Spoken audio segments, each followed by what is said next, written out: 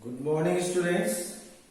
Today we will read the topic France become a constitutional monarchy in the chapter the French Revolution. Okay. इसके previous video में हम लोगों ने discuss किया था कि किस तरह से जो राजा था जिसका एब्सोल्यूट पावर था राजा के पास, वो जो निर्णय लेता था वो अकेले ले सकता था, उसकी जो सोच थी वो रूल हो सकता था। उस एब्सोल्यूट पावर को किस तरह से जो थर्ड स्टेट्स के मेंबर थे वो वायलेंटली जो है वो नेशनल असेंबली का उन्होंने कॉन्स्टिट्यूट किया और फिर राजा को कॉन्स्टिट्यूशन के अधीन लाया, एक संविधान का निर्माण किया गया और इस तरह से राजा जो है संविधान के अधीन काम करने लगा। ओके, अभी नेशनल असेंबली ने ड्राफ्ट कॉन्स्टिट्यूशन का ड्राफ्ट कब कंप्लीट किया? 1791 में। तो जो नेशनल असेंबली जो बना था थर्ड स्टेट्स के मेंबर्स के द्वारा, वो कॉन्स्टिट्यूशन ड्राफ्ट कर रही थी वो असेंबली, और उसका कंप्लीशन कब हुआ?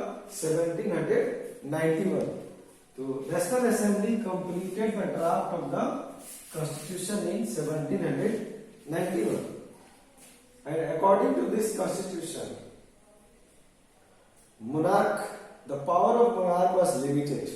और इस कॉन्स्टिट्यूशन के साथ, कॉन्स्टिट्यूशन मालूम है आपको, द डॉक्यूमेंट और books of rules and norms is called constitution. आप कह सकते हैं the rules, the document which have rules according to which any countries govern, such document is called constitution. We can say constitution is a legal document.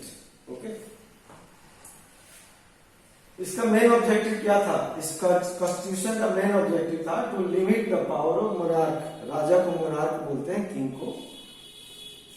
Now अब जो है different institution बनाया गया, different संस्था बनाए गए, लेजिस्लेचर, एग्जीक्यूटिव और judiciary. Legislature बनाया गया, एग्जीक्यूटिव बनाया गया और जुडिशरी बनाया गया। अब लेजिस्लेचर में चुने हुए लोग जाते थे, वहां की जनता चुनाव करती थी, वोट देती थी, और जो मेंबर चुने जाते थे वो यहाँ लेजिस्लेचर के सदस्य हुआ करते थे। और एग्जीक्यूटिव में जिस मिनिस्टर्स को जो रिस्पॉन्सिबिलिटी दी गई है वे लोग इसमें वो एग्जीक्यूटिव बॉडी हुआ करते थे जो नियम कानून बनाया करते थे, जिसमें किंग और मिनिस्टर शामिल थे एग्जीक्यूटिव में। जुडिशरी भी वोट करके, जुडिशरी के लिए जज जो बनता था वो भी वोट करके बनता था, वोटिंग के जरिए, और इसका काम था जजमेंट करना। ओके, अभी आगे यहाँ पे हमने फ्लो चार्ट बनाया हुआ है, इसके मदद से आप सारी चीजों को समझ सकते हैं। तो सिटीजन को दो वर्ग में बांट दिया गया, active citizen and passive citizen. Active citizen वो था जिसको वोट देने का अधिकार प्राप्त था, और वोट देने का अधिकार किसको प्राप्त था? जो टैक्स पेयर थे, जो लोग टैक्स दिया करते थे, कम से कम वहां की जो वेजेस थी, सैलरी थी, मतलब वेजेस जो डेली जो पैसा मिलता है मजदूरी, तो 3 दिन की मजदूरी के बराबर कम से कम कोई टैक्स पेड करता है तो वो एक्टिव सिटीजन कहलाता था। तो टैक्स पेयर होना चाहिए, एटलीस्ट कम से कम कितना टैक्स पे करना चाहिए उसे? 3 दिन के अपने वेज के बराबर अगर वो टैक्स पेड कर रहा है महीने में तो वो एक्टिव सिटीजन है। और इस तरह के एक्टिव सिटीजन की संख्या कितनी थी? 4 मिलियन। कितनी थी? 4 मिलियन। टोटल पॉपुलेशन कितना था? 28 मिलियन। तो 28 मिलियन में 4 मिलियन लोग एक्टिव सिटीजन थे, और इस एक्टिव सिटीजन को ही वोट देने का अधिकार प्राप्त था। पैसिव सिटीजन, इनको वोटिंग राइट नहीं थे, इनके पास वोटिंग राइट नहीं था। और ये कौन से लोग थे? जो टैक्स पेयर नहीं होते थे, जो टैक्स नहीं दे पाते थे। तो टैक्स न देने वालों में 3 मिलियन मैन भी थे, 3 मिलियन मैन। और वुमेन, चाहे वो टैक्स पेयर हो या न हो, वुमेन को वोट देने का अधिकार अभी प्राप्त नहीं था। चिल्ड्रन को, बच्चों को नहीं था, या जो भी यूथ है जिसकी उम्र बच्चे भी इसमें शामिल है, जिसकी 25 साल से एज कम है उसको वोट देने का अधिकार नहीं था। तो जो भी 25 साल या 25 साल से ज्यादा एज का है और टैक्स पेड करता था कम से कम 3 दिन के वेज के बराबर, वो उसको वोट देने का अधिकार था, वही एक्टिव सिटीजन कहलाता था। ओके, अब इस लेजिस्लेचर का निर्माण करने में पैसिव का कोई रोल नहीं था। एक्टिव सिटीजन्स वोटिंग करते थे, लेजिस्लेचर में जाते थे, और पहला जो चुनाव हुआ उसमें नेशनल असेंबली के 775 मेंबर उसमें चुने गए। ओके, और ये जो लेजिस्लेचर है इसको नियंत्रित कौन करता था? राजा और मिनिस्टर्स।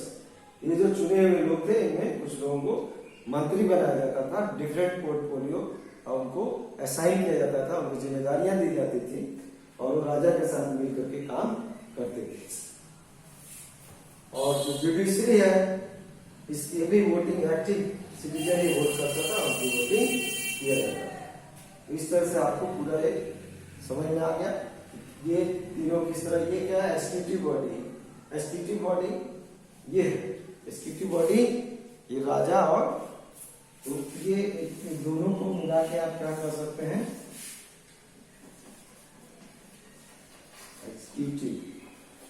Executive body. ओके, ये लेजिस्लेचर है, ये जुडिशरी है, तीनों आपने देख लिया। एग्जीक्यूटिव में कौन शामिल होता था? King and ministers. लेजिस्लेचर में all the elected members. Okay, and judiciary में जज। ओके, और इस संविधान में वहां के अपने सिटीजन को कुछ राइट्स दिए, जिनमें से इंपॉर्टेंट है राइट टू लाइफ, जीने का अधिकार मिला, फ्रीडम ऑफ स्पीच, बोलने का अधिकार मिला, फ्रीडम ऑफ ओपिनियन, अपनी मत रखने का अधिकार मिला। आप किसी का विरोध करना चाहते हो तो विरोध कर सकते हो, किसी की प्रशंसा करना चाहते हो किसी की प्रशंसा कर सकते हो। पहले क्या था? असहमति की भावना आप जता नहीं सकते थे, उस पर आपको सजा मिल सकती थी, लेकिन अभी आप फ्रीडम ऑफ ओपिनियन एक्सप्रेशन आपको मिल गया है। मतलब आपको यानी फ्रांस के लोगों को इक्वलिटी बिफोर लॉ, और कानून के सामने सभी लोग एक बराबर हैं। ये सब संशोधन किए गए और ये सब मुख्य रूप से इस कॉन्स्टिट्यूशन में शामिल किया गया। ओके, और बाकी नेक्स्ट टॉपिक हम लोग पढ़ेंगे, France abolishes monarchy and becomes a republic. It is the third main topic of your book. और ये बुक में आप देख लेंगे अपने ये जो कुछ सिंबल दिया हुआ है, इस सिंबल को पढ़ लेंगे और इस टॉपिक को शुरू करने से पहले हम लोग इस सिंबल के बारे में भी डिस्कस कर लेंगे। ये सिंबल है जो रिवोल्यूशन के दौरान क्रांतिकारियों द्वारा यूज किया गया था। Okay, thank you.